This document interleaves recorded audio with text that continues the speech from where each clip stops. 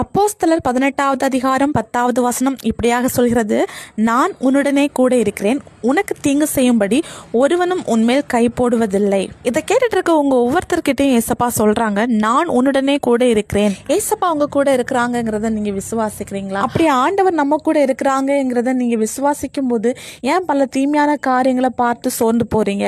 எவ்வளோ பெரிய பிரச்சனை வந்தாலும், எவ்வளோ பெரிய போராட்டம் வந்தாலும் ஏசப்பா நம்ம கூட இருக்கிறாங்கிற தைரியம் நமக்கு இருந்துச்சுன்னா நம்ம எதை பார்த்தும் பயந்து போக மாட்டோம். இன்னைக்கு தீங்கான காரியங்கள் நம்முடைய வாழ்க்கையில நடக்கும்போது நம்ம அப்படியே சோர்ந்து போறோம். நம்ம வாழ்ந்து இருக்கிறது, நம்ம சந்தோஷமா இருக்கிறது சத்ருவானவனுக்கு பிடிக்காது. அதனால தீங்கான காரியங்களை செய்வான். இன்னும் மனுஷர்கள் மூலமா கூட இருந்து செயல்படுவான். இன்னைக்கு நம்முடைய நிம்மதி சமாதானத்தை கெடுக்கும்படி சத்ருவானவன் எந்தெந்த கலைகளை விதைக்கிறானோ அது எல்லாமே நம்ம வாழ்க்கையில தீங்குதான். அது எப்படிப்பட்ட தீங்கா இருந்தாலும் அந்த தீங்கின் மத்தியில ஆண்டவர் என் கூட இருக்கிறாருங்கிற ஒரு தைரியம், விசுவாசம் நமக்குள்ளாடி இருந்துச்சுன்னா இந்த சத்ருவானவன் நம்மளை ஜெயிக்க முடியாது.